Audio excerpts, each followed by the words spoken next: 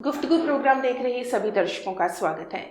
दोस्तों, कहते हैं कि जिस तरह से किसी भी गाड़ी का कोई भी पार्ट खराब हो जाता है या अपनी स्थिति से हिल जाता है तो गाड़ी को रिपेयर की ज़रूरत पड़ती है और कई बार गाड़ी का एक्सीडेंट भी हो जाता है। बस इसी तरह से होता है हमारा शरीर।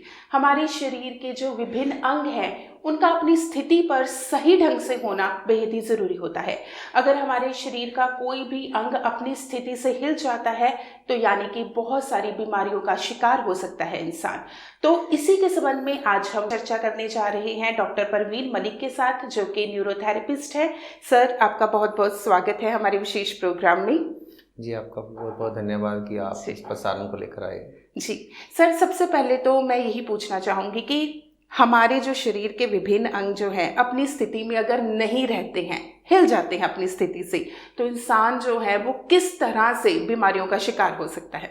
देखिए जी, इसमें सबसे ज़रूरी चीज़ ये है कि कहीं भी हम अपने घर से ही शुरू करें तो घर में जो भी साधन हमारे पड़े होते हैं, अगर वो जहाँ उनकी सही लैंग्वेज है वहाँ पड़े हुए ही अच्छे लगते हैं जब उनको हिला दिया जाता है। जैसे कि अगर कोई बच्चा पढ़ रहा है, वो फर्स्ट सेकंड थर्ड क्लास में है, थर्ड क्लास को अगर सेकंड क्लास में कर दिया जाए और सेकंड क्लास को फोर्थ में कर दिया जाए, इसी प्रकार से जो बॉडी लैंग्वेज होती है, जो हमारा स्टमक है, भगवान ने हमारे स्टमक को, हमारे पूरे इस शरीर को मेंटेन किया हुआ है एक बड़े ही विस्तार रूपी तरीके से। वो तरीका क्या है?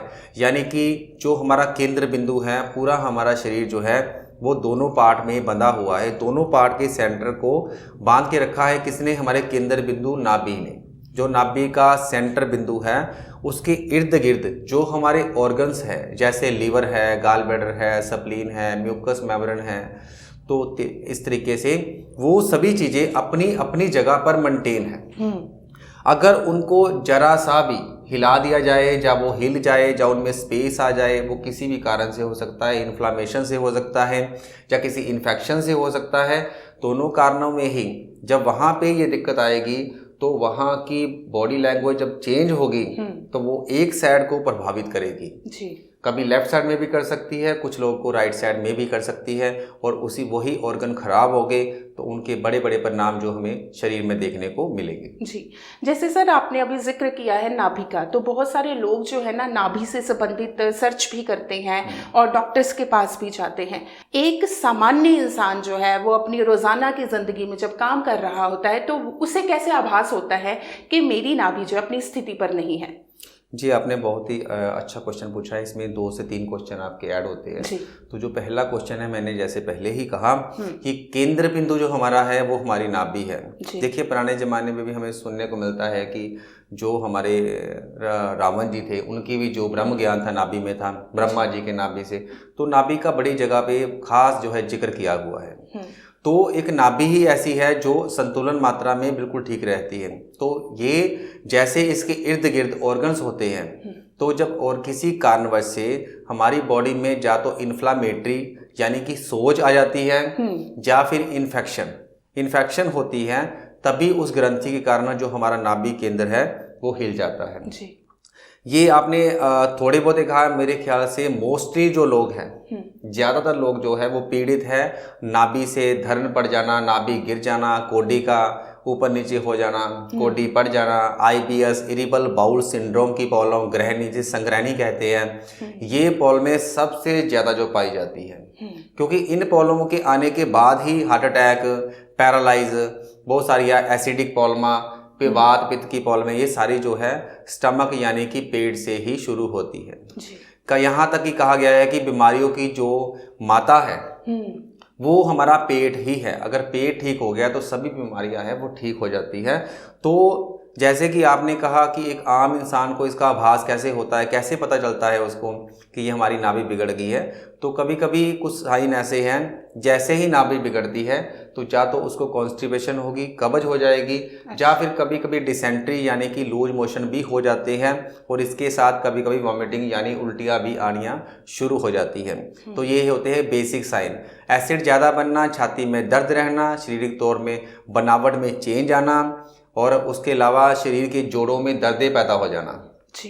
ये सारे कारण धीरे धीरे जो है वो एसिडिक होने के कारण हमारे स्टमक में नाभि के इर्द गिर्द ऑर्गन के डिस्टर्ब होने से ही होते हैं, यानी कि नाभि के आसपास में जाने से होते हैं। तो इसमें एक खास जो बात रहती है वो ये है कि अक्सर लोग क्या करते हैं, जब किसी को लगता है कि उन्हें दस्त लगे है, वॉमिटिंग लगी है, या उनको कॉन्स्टिपेशन कब्ज हो गई है, जब वो चेक करते हैं उनको महसूस हो फील करते हैं कि पुराने ज़माने से हम इसको चेक कैसे करते हैं, जब भी नाभि गिरती है तो हमारे दोनों हाथों की जो रेखाएं होती है वो आपस में मैच नहीं करती।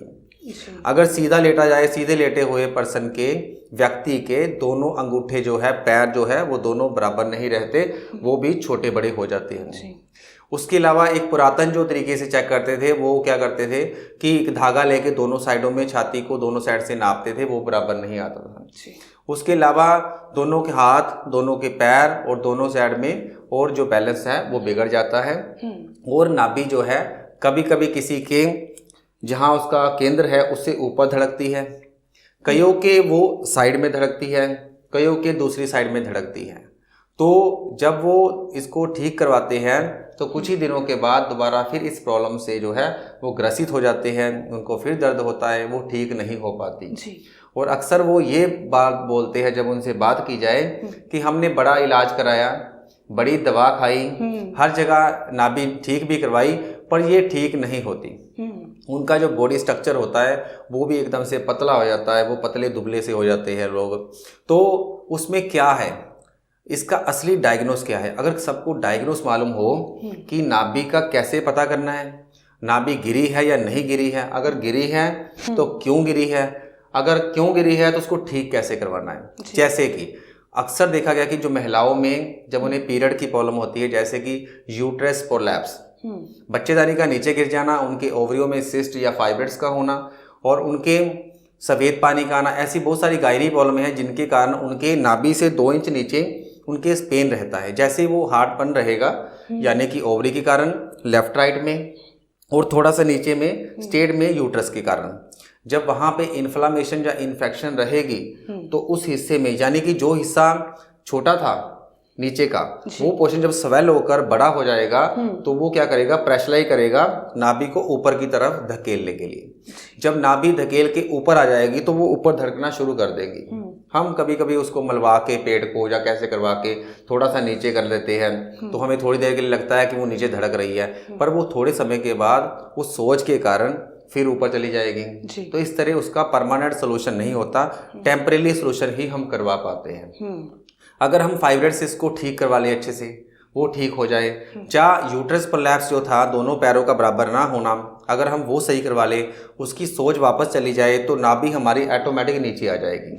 अगर हमारा लीवर काम ना करे, राइट साइड में अगर दबाने से पेन होगा या स्वेलिंग आ जाएगी तो उसको लेफ्ट साइड में धकेलेगा, तो लेफ्ट साइड में प्रॉब्लम आएगी, तो धड़कन जो होगी नाभि की थोड़ी सी लेफ्ट में रहेगी। अगर लेफ्ट साइड में हमारे म्यूकस मेम्ब्रेन और सप्लीन यानी कि तिल्ली में प्रॉब्लम आएगी तो ये धड़कन हमारी राइट में चली जाएगी, यानी कि जिधर से प्रेशराइज होगा, यानी नाभि के ऊपर नीचे दाएं बाएं चारों दिशाओं में से जिस साइड में प्रॉब्लम होगी वो उसको धक्का मारेगी, वो दूसरी साइड प्रेशराइज होके धड़केगी। तो उसे हमें कैसे ठीक करना है, कैसे पता करना है? आप किसी को सीधा लटा दीजिए और उसको बोलिए कि वो सांस को बिल्कुल नॉर्मल तरीके से शांत होकर ले और उस पोर्शन को धीरे धीरे दबाना शुरू करें। जैसे सांस के साथ वो दबाता जाएगा, जहाँ बहुत सारा पेन होगा, इसका मतलब है कि नीचे जो दबा हुआ ऑर्गन है हमारे पेट के अंदर, वहाँ पे कोई ना कोई इन्फेक्शन या इन्फ्लामेशन की प्रॉब्लम आ चुकी है। जैसे ही अगर वो दर्द चला जाएगा तो वो ठीक हो जाता है और नाभि भी अपने स्थान पे वापस आ जाती है। अगर वो उसका इलाज नहीं करवाता, इग्नोर करता है इस चीज़ को कि मेरी नाभि हिली हुई है, तो फिर क्या ये एक गंभीर समस्या बन सकती है? देखिए, अगर कोई चीज़ को हम छोड़ देते हैं, मान लो कि अगर किसी की नाभि आज गिरी है, उसको प्रॉपर तरीके से अपनी जगह पर नहीं रख पाते या ठीक करवा पाते हैं, तो एक लंबा समय जैसे 4 महीने, 6 महीने, 1 साल, 2 साल अगर नाभि अपनी जगह से दूरी पर रहे, अपनी जगह पर ना रहे, तो क्या होगा? तो हमारे पेट के जो इतने रसायन हैं, जितने एंजाइम्स हैं, वो सही तरीके से कार्बन जो उनके वो ठीक तरीके से काम नहीं कर पाएंगे। जब वो अपने ऑर्गन काम नहीं कर पाएंगे तो जो हमारी ऑर्टिस या हमारी वेन्स निकलती है नाभि के बीच में से, वो सख्त हो जाती है, हार्ड हो जाती है, एक पेन लगातार जिनमें रहता है, तो वो इन्फ्लामेशन या इन्फेक्शन के कारण हार्ड हो जाती है, जिसे हम मोस्टली लोग जो होते हैं वो हमेशा कहते हैं कि हमारे पेट में जो है बहुत ज़्यादा पेन है, दर्द है, मतलब हर टाइम ही दर्द है उनके, तो वो उनको कुछ खाया पिया पचता नहीं है। जैसे इवन की चपाती खाते हैं तो उसी टाइम वॉशरूम जाते हैं, पचता नहीं है ना। तो ये दोनों साइड की ओटरी जो होती है नीचे, जिसको हम क्रैम्प्स भी कह सकते हैं, तो वो ओटरी सख्त होके उसमें क्रैम्प्स आ जाते हैं, वो इतनी टाइट हो जाती है कि उनका बॉडी का स्ट्रक्चर ऐसे आगे को रहता है थोड़ा। जैसे वो ऐसे सीधा भी करते हैं पेट तो उनके पेन होती है।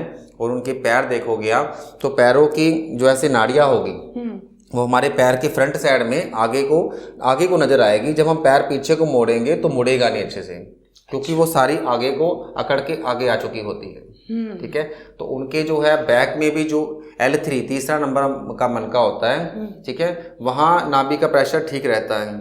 तो वो जब नाभि ऊपर जाती है तो वो भी क्या करता है, पीछे से जो हमारा झुकाव होता है हड्डी का, वो भी अंदर की तरफ धक्का मार देता है। तो पीछे बोन की प्रॉब्लम रहती है, आगे ये रहती है, तो वो उनका पेट लगातार जो डिस्टर्ब रहता है और वो लगातार ही इस प्रॉब्लम से ग्रसित रहते हैं और वो ठीक नहीं हो पाते अगर लंबा समय नाभि को ठीक ना करवाया जा सके तो। क्या घर पर ठीक कर सकते हैं या किसी डॉक्टर के पास जाना चाहिए? देखिए, मैं आपको एक बात से आप बड़े आसान से समझ जाएंगे कि जब बहुत समय पहले आप देखोगे कि जब आदिवासी रहते थे तो वो अपना इलाज कैसे करते थे। तब इतना हमारे पास साइंटिफिक जो एलोपैथी इलाज तो नहीं था, या और ऐसे इलाज नहीं थे, पहुंच से बाहर से या थे ही नहीं मतलब।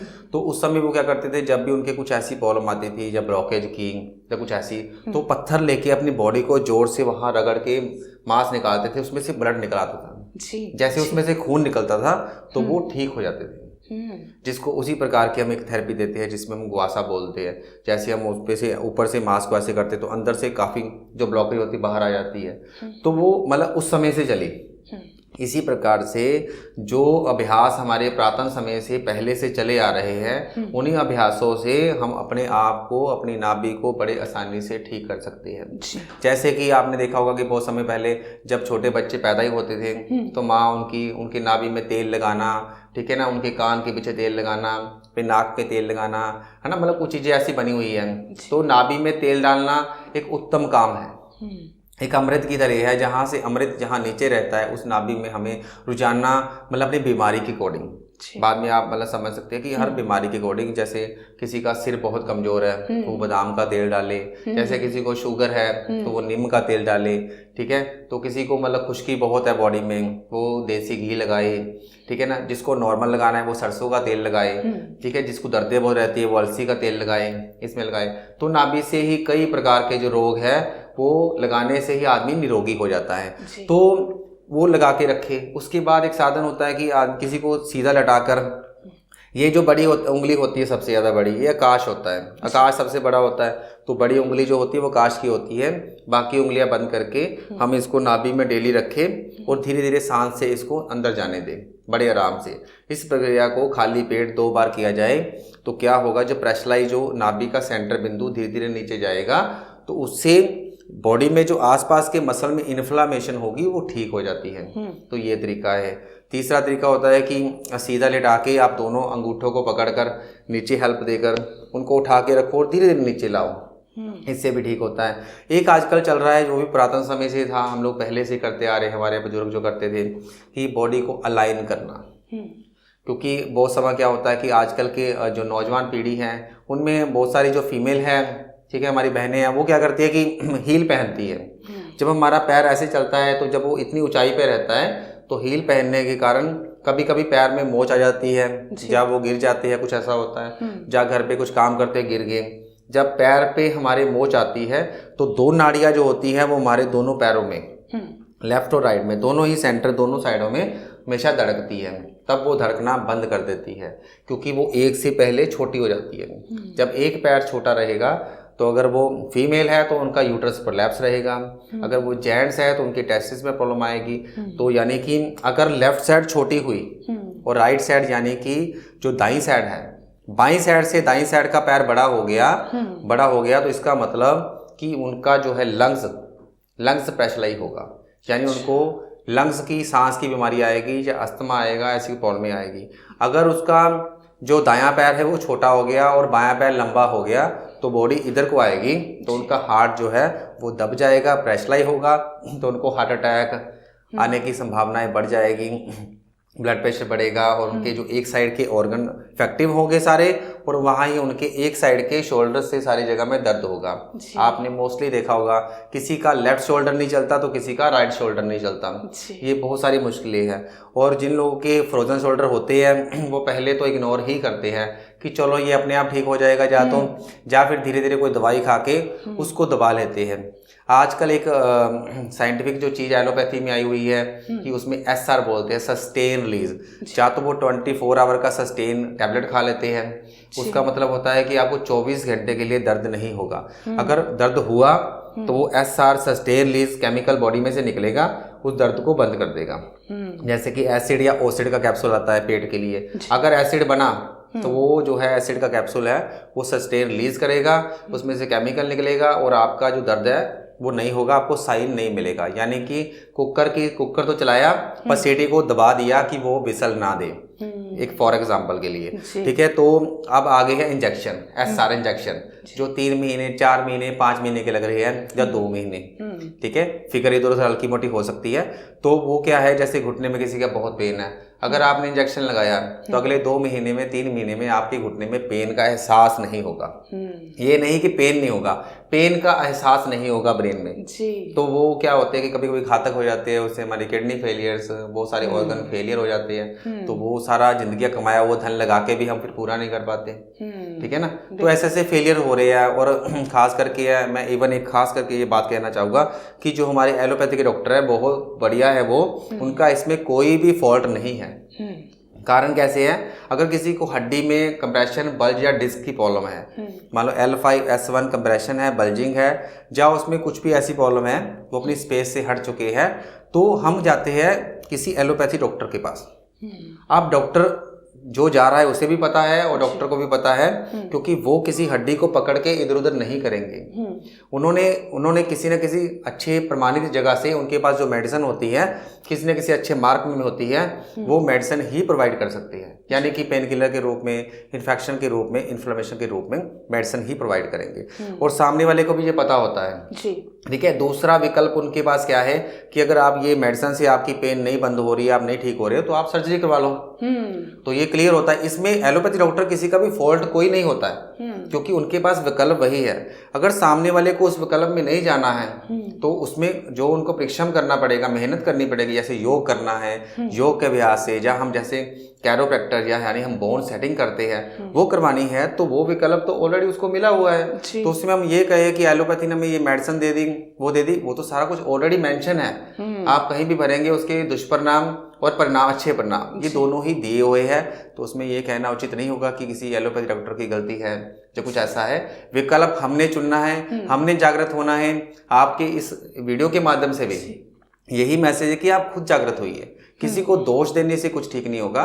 जैसे मैं बता रहा हूँ, इस चीज़ों से आप सीखिए, प्रैक्टिस करिए। वैसे मैं अभी लास्ट में एक बार फिर कहना चाहूँगा कि अगर आपके माध्यम से अभी विकल्प इतना अच्छा है कि जो भारत के लोग ये वीडियो देख रहे हैं, ठीक है, उनमें बहुत सारे लड़कियाँ हैं, बच्चे हैं, बहुत सारे है ना, तो वो अगर इस चीज़ को सीखना चाहते हैं तो उसमें एक शॉर्ट आया हुआ है कि उसमें वर्कशॉप होती है स्पेशल 3 दिन की, वो उसमें उसको ज्वाइन करें और ये चीज़ें सीख के लाइनमेंट, ठीक है, अगर आप चाहोगे उसमें तो वो दिखाते कैसे होता है ना। चाहे कुछ गर्दन का इश्यूज हो, कुछ भी इशू हो, तो वो 5 मिनट भी नहीं लगते, उसको ठीक करके उसी समय में उससे बचा जा सकता है। तो भारत में जो भी लोग ये वीडियो देखे वो इसी माध्यम से वो इसको ज्वाइन करें, ठीक है। उसमें बहुत प्रोसेसिंग अच्छी है, सिंपल प्रोसेसिंग में आके इसको सीखिए और आप भी ठीक हो और दूसरों को भी ठीक करें, और उनको रोजगार भी इसमें मिलेगा, ठीक है। जब प्रोफेशनल ये रहेगा तो आने वाले समय में सभी को इसका लाभ मिलेगा। वाकई ही दोस्तों बहुत जरूरी होता है कि किसी भी समस्या के बढ़ने से पहले जो है उस समस्या को डायग्नोज किया जाए और उसका हल जो है निकाला जाए। और जैसे सर ने बताया कि ये बहुत सामान्य सी समस्या होती है जो कि किसी भी एज ग्रुप में किसी भी इंसान को आ सकती है, लेकिन ये तभी गंभीर बन जाती है अगर हम ध्यान नहीं देते हैं। तो ज़रूरी है कि हम अपने शरीर को पूरा ध्यान दें। जैसे गाड़ी की सर्विस हम हर साल करवाते हैं, कुछ महीनों बाद करवाते हैं, इसी तरह से हमें अपने शरीर का भी रेगुलर चेकअप करते रहना चाहिए। तो सर, आपने कीमती समय दिया, बहुत बहुत धन्यवाद।